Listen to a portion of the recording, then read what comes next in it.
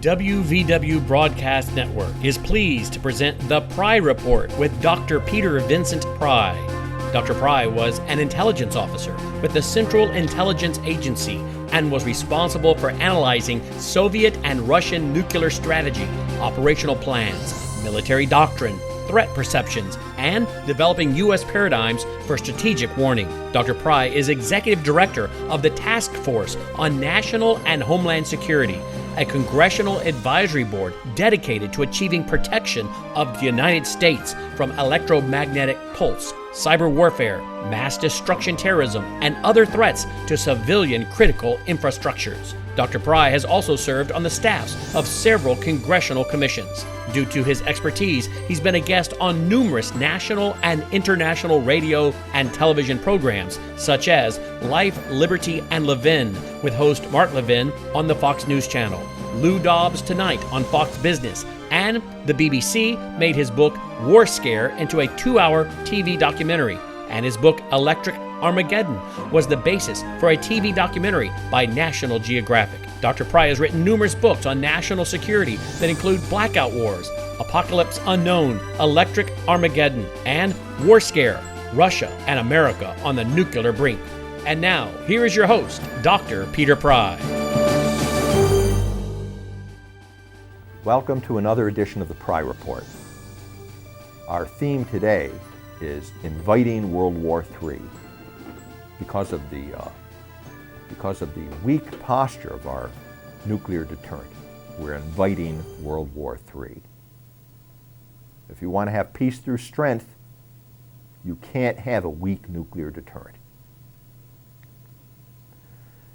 The U.S. nuclear deterrent preserved peace during the Cold War by maintaining numerical and technological rough parity with the USSR. The United States did not allow Moscow to gain any significant advantage that might tempt Russia to launch World War III during the Cold War. But today, Russia has achieved many significant advantages over the aged U.S. nuclear deterrent. Russia has an at least 10-to-1 superiority in tactical nuclear weapons. At least a 10-to-1 superiority. It could be a 35-to-1 superiority. You know, the United States has only got about 180 aged, obsolete gravity bombs forward deployed in bunkers in places like Germany and Turkey. 180 of them against at least 2,000 on the Russian side. And I'm very suspicious of that 2,000 number. That comes from our intelligence community, which is dominated by Obama holdovers and who have their heads buried in the sand and see the best of everything so that they can lowball adversary threats.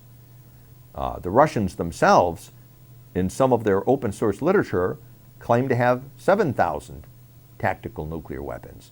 That would give them a 35-to-1 superiority in tactical nuclear weapons.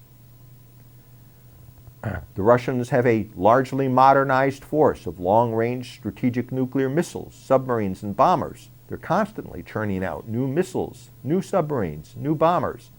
Where are our new ICBMs, our new submarines and bombers? We don't have them yet. You know, our missiles, submarines, and bombers are, in most cases, older than the troops that are running them, 30, 40 years old. And we're not scheduled, even under our current modernization program, we're not scheduled to get new delivery systems, new submarines, for example, and new ICBMs until after the year 2030. That's a decade from now. Perhaps most significantly, Russia has a new generation of advanced technology nuclear weapons that have no U.S. equivalents. A new generation of advanced technology nuclear warheads. You know, that means not just the delivery systems, but the weapons themselves, the nuclear weapons themselves, are highly advanced technologically on the Russian side, and the United States has no equivalent to them. Well, what can that mean to us in a real world war scenario? Consequently, Washington faces a wide range of scenarios which U.S. nuclear forces are not designed to deter or defeat with equivalent and proportional response. Here are some possible tomorrows that we face because of Russian nuclear superiority. U.S. fighters and bombers could be swept from the skies by Russian fighters firing long-range air-to-air missiles armed with mini nuclear warheads. U.S. carriers, submarines, and other ships could be sunk by nuclear-armed torpedoes, cruise and ballistic missiles, giving Russia mastery of the seas. The Russian army could blast its way across European NATO using tanks, artillery, and aircraft armed with mini neutron warheads that produce virtually no radioactive fallout. Clean nuclear weapons. We don't have anything like that. U.S. nuclear missiles retaliating against Russia could be intercepted and destroyed by anti-ballistic missiles armed with nuclear X-ray warheads that are far more effective than the non-nuclear kinetic kill weapons employed by the U.S. National Missile Defense. Those of you who follow these defense issues may be aware that U.S. National Missile Defense doesn't do such a great job, not even against hypothetical North Korean warheads that might be coming at us. That's because the weapons on our national missile defense are not explosive. Not only aren't they nuclear, they're not even chemically explosive. We have what's called a kinetic kill. It has to hit the incoming warhead in order to kill it, which is very difficult. That's not the case on the Russian side. Not only did they have explosive warheads, but they're nuclear warheads, and they're specialized with X-ray kill, which makes them much more effective than our national missile defense. A super EMP warhead delivered by a Russian, Chinese, or North Korean missile or satellite could black out the North American electric grid, paralyzing the U.S. economy and our military, including our nuclear forces, because our nuclear forces aren't hardened enough to survive a super EMP attack. We only hardened our nuclear forces to about 50,000 volts per meter, the most important parts of our nuclear forces in command and control. Whereas super EMP warheads could generate 100,000 volts per meter, maybe 200,000 volts per meter, and thereby destroy our nuclear forces. So you could win a nuclear war with one of these super EMP weapons with a single blow, with a single weapon, by frying our retaliatory forces. And Russia, China, and even North Korea could conceivably do this. Today, the U.S. has no nuclear-armed air-to-air missiles, like Russia, no nuclear-armed torpedoes or tactical anti-ship cruise and ballistic missiles. The U.S. has no mini-neutron warheads. The U.S. has no X-ray warheads. And the U.S. has no super EMP warheads. Whereas Russia, China, North Korea has some of these things. Russia probably has all of these things, as does China. North Korea has got the super EMP warheads. We know that pretty much for sure. Nor are there any U.S. plans to develop advanced nuclear warheads. Nuclear weapons are still politically incorrect. New nuclear weapons are still politically incorrect in the Pentagon, even under President Trump. Instead, the Pentagon plans to spend an estimated $700 billion over the next decade modernizing strategic nuclear delivery systems, modernizing bombers, modernizing missiles, modernizing submarines and their missiles. So the U.S. will have new missiles and new bombers and new submarines, and we will upgrade our command and control as well. And they're going to spend money trying to refurbish the nuclear scientific and industrial base that maintains old-fashioned legacy nuclear weapons from the Cold War.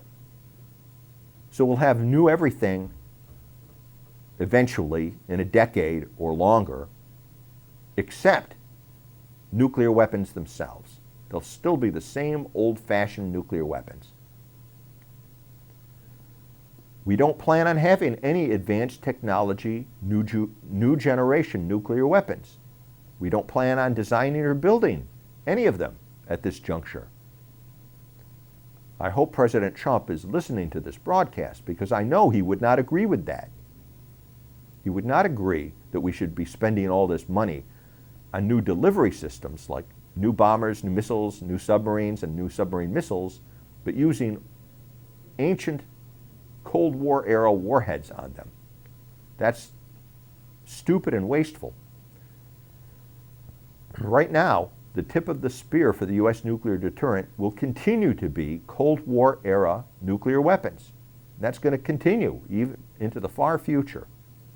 These Cold War era nuclear weapons are designed for high yield blast and shock. They are not designed for specialized nuclear effects. These nuclear weapons that we have today and that we're going to be stuck with far into the future may be as irrelevant to modern nuclear deterrence and warfighting as the crossbow. The Pentagon does plan to demothball an old design nuclear weapon having low yield to deter Russian use of low yield tactical nuclear weapons. But it is not a new generation warhead for specialized nuclear effects. In fact, as I give this broadcast, there's a big argument going on now, big fight between the Republicans and Democrats in Congress right now over one of these old design nuclear warheads. It's called the W-76-2. It's basically a 100 kiloton old design nuclear warhead, and they've offloaded the tritium and lithium that makes it a high yield 100 kiloton thermonuclear warhead. So all that's left is the primary, a plutonium primary. And that reduces the yield to 5 kilotons.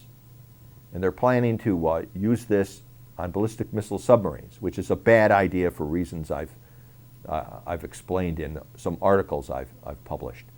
But this is not a new generation tactical nuclear weapon.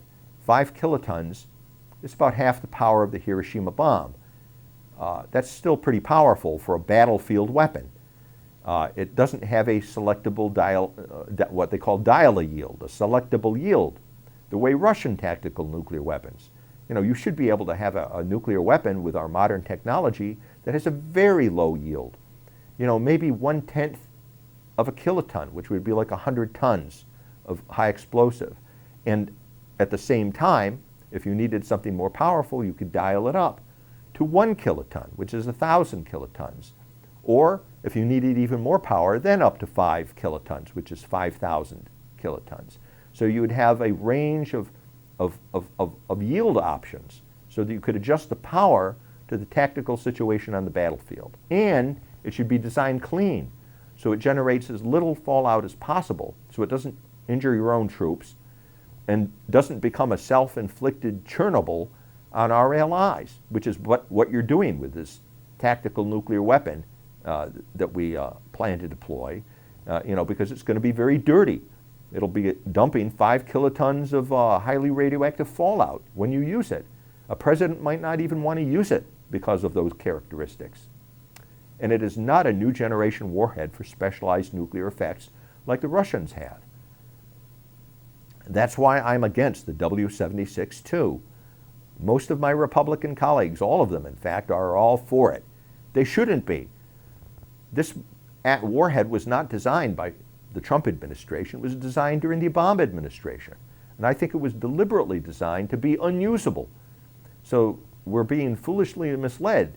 You know, we should insist on new generation tactical nuclear weapons. Get the laboratories to work doing what the Russians and the Chinese and even the North Koreans have done, and come up with new generation nuclear weapons that are clean, that have selectable yields, that have specialized effects.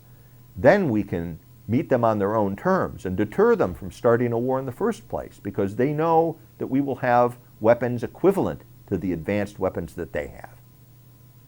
Unfortunately, that's not the current situation. We have these decades-old legacy nuclear weapons that will continue to be used for the present and future U.S. nuclear deterrent. And worst of all, they may not even work. John C. Hopkins and David H. Sharp are two of our best nuclear weapons scientists. And they wrote an article in Perspectives, the Winter 2019 Perspectives. The article is titled, "The Scientific Foundation for assessing the nuclear performance of weapons. And they are the latest in a long chorus of nuclear weapons scientists and experts warning that the safety, reliability, and effectiveness of America's geriatric nuclear warheads is increasingly doubtful. Because the weapons have not been tested in nearly 30 years, and because they continue to age, the components are aging, these scientists are warning that the weapons may not even work. Now, the nuclear weapon laboratories disagree. They certify that these nuclear weapons will work every year. But these scientists, the ones who were actually doing the certification before, are saying, look, it's been too long since we've tested these things. Too much may be going wrong with them. And we shouldn't be pretending these nuclear weapons are gonna work in a war if we need them. So how did we get here? Why not arm our most expensive new missiles and bombers with new, advanced generation nuclear warheads? Well, 23 years ago, the late great Congressman Floyd D. Spence, who was then chairman of the House National Security Committee, warned the United States was moving toward unilateral nuclear disarmament through technological obsolescence in his report, The Clinton Administration and Nuclear Stockpile Stewardship, Erosion by Design. This was a House National Security Committee report published on October 30th, 1996. Chairman Spence warned the Clinton administration's strong anti-nuclear bias and ideological commitment to nuclear disarmament was behind a number of very foolish steps that were taken by the Clinton administration in the 1990s. U.S. compliance with the unratified Comprehensive Test Ban Treaty continued despite Russian cheating during the Clinton administration. And today we continue to comply with the Comprehensive Test Ban Treaty, and recently the director of our Defense Intelligence Agency warned that Russia's been cheating on the Comprehensive Test Ban Treaty for 30 years. But we still continue to comply with it and are not developing new nuclear weapons by testing. Also during the Clinton administration, we replaced nuclear testing with controversial science-based nuclear stockpile stewardship that relies instead on computer models to assess whether the nuclear weapons will work or not. You know, you can prove anything with a computer model. And at our nuclear weapon labs today, they hardly deserve to be called that, nuclear weapon labs, because they haven't designed a nuclear weapon in over 30 years. They haven't tested a nuclear weapon in over 30 years. All they're doing is patching up the old nuclear weapons. You know, as I said, you can prove anything with a computer model. And the scientists who actually worked in the science-based stockpile stewardship program that I referred to earlier have written articles, and many of them have gone out in public and testified to Congress that they're not confident those nuclear weapons are going to work. Another thing that happened during the Clinton administration was a law passed called the Spratt-First Amendment, which outlawed research on advanced new generation nuclear weapons. It made it a matter of law that our nuclear weapon laboratories can't even think about new nuclear weapons. Now, the Republican Congress, to their credit, eventually did recall that amendment and canceled the amendment. Nonetheless, it still hangs over our nuclear weapon laboratories like a shadow and haunts them, and the lawyers at the nuclear weapon labs still adhere to the Spratt-First Amendment even though the law was canceled. That's because Congress has never had the guts or the foresight to pass a new law to order the national labs. Somebody's got to do it. They need to be ordered by Congress to start thinking about new nuclear weapons, designing new nuclear weapons. That's the only way to overcome the legacy of the Clinton administration. Another blow to a nuclear deterrent happened, and this was a big blow. Bill Clinton replaced the U.S. Defense Nuclear Agency that focused on nuclear weapons for deterrence and warfighting with the Defense Threat Reduction Agency. It wasn't just that Bill Clinton didn't like the name Defense Nuclear Agency because it had the word nuclear in it, but he changed the mission of the agency so that the Defense Threat Reduction Agency became a lot less about nuclear weapons and a lot more about arms control of nuclear weapons, chemical weapons, biological and other weapons, and natural threats like climate change. The Defense Nuclear Agency is where we were breeding and educating our new generations of scientists who knew how to think about nuclear strategy and knew how to think about new nuclear weapons. When we lost the U.S. Defense Nuclear Agency and we got Bill Clinton's Defense Threat Reduction Agency, we lost that legacy. And now we have scientists who are, in many cases, more concerned with global warming and climate change than they are with maintaining our nuclear weapons stockpile. And unfortunately, President George W. Bush, who was preoccupied with the war on terrorism, did little or nothing to reverse nuclear obsolescence of the U.S. nuclear deterrent. And matters got much worse under President Obama. Now, in 2019, the nuclear weapons scientists who helped win the Cold War are mostly retired or dead, as are the Pentagon strategists who gave highest priority to nuclear deterrence. They too are mostly retired or dead.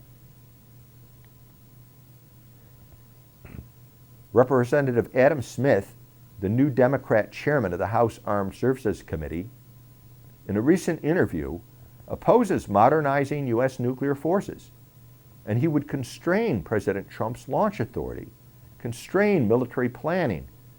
He would adopt a no first-use policy and drastically cut the number of U.S. nuclear weapons with the goal of their elimination. So not only are we failing to compete with the Russians in numbers of nuclear weapons and their technological advancement, which was the key to our victory in the Cold War, but the Democrat Party, the most important person in the Democrat Party for our national security policy, Representative Adam Smith, the chairman of the House Armed Services Committee, wants to go in just the opposite direction. He wants to continue the Spratt First Amendment and not design new nuclear weapons, and he wants to cut the numbers of our nuclear weapons and not modernize the force. Given the political and cultural opposition to nuclear weapons, it may be impossible for the U.S. to achieve their modernization. Russian nuclear superiority, and soon China's, appears inevitable and permanent. I can't imagine a President Bernie Sanders and his mindless generation of young socialists agreeing to modernize and increase the size of the U.S. nuclear deterrent. I pray God that we don't get a President Bernie Sanders.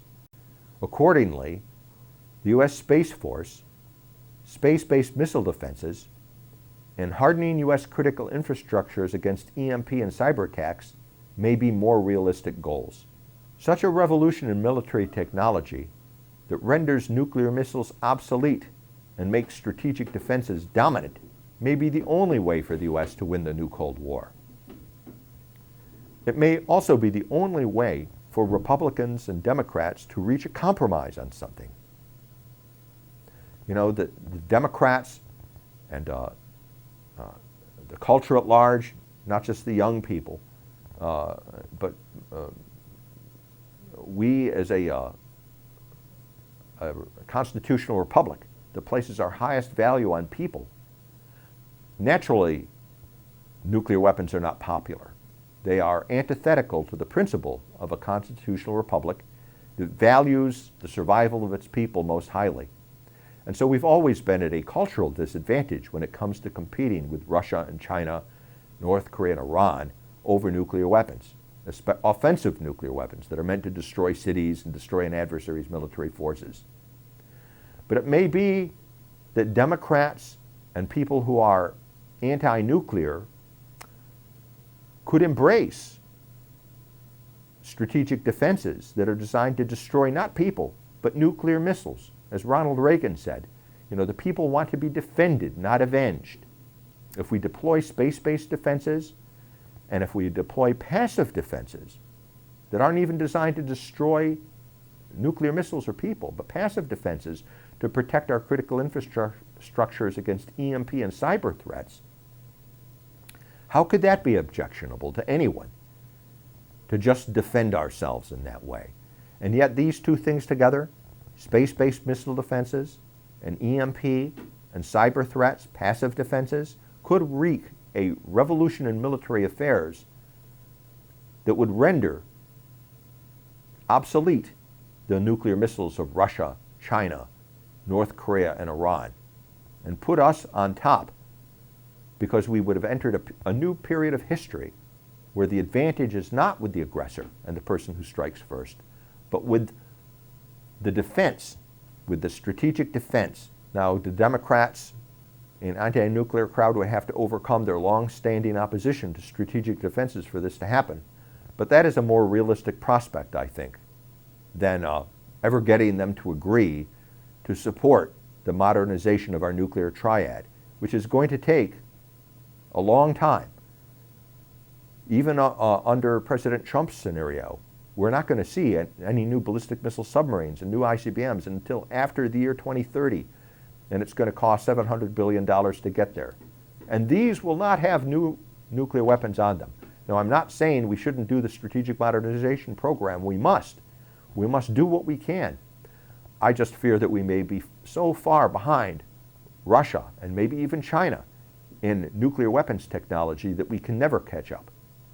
But we can still leapfrog over them with so-called Star Wars, space-based missile defenses, and by EMP and cyber hardening our civilian critical infrastructures. Not only would the technology of space-based missile defenses and EMP hardening and cyber hardening our electric grids create a new technological world order that is safer for all nations, because the advantage would not be in the hands of the aggressor who wants to strike first. But it might help reunify the American people behind a plan for our defense that most everybody could support. To have defenses that don't threaten the mass destruction of cities, but threaten the destruction of nuclear weapons and missiles. To have passive defenses that protect our critical infrastructures from EMP and cyber attacks that should be objectionable to no one, because they threaten no lives at all. But this technology would only promise to protect our lives. Surely Republicans and Democrats could come together on that. Thank you for listening to another edition of the Pry Report.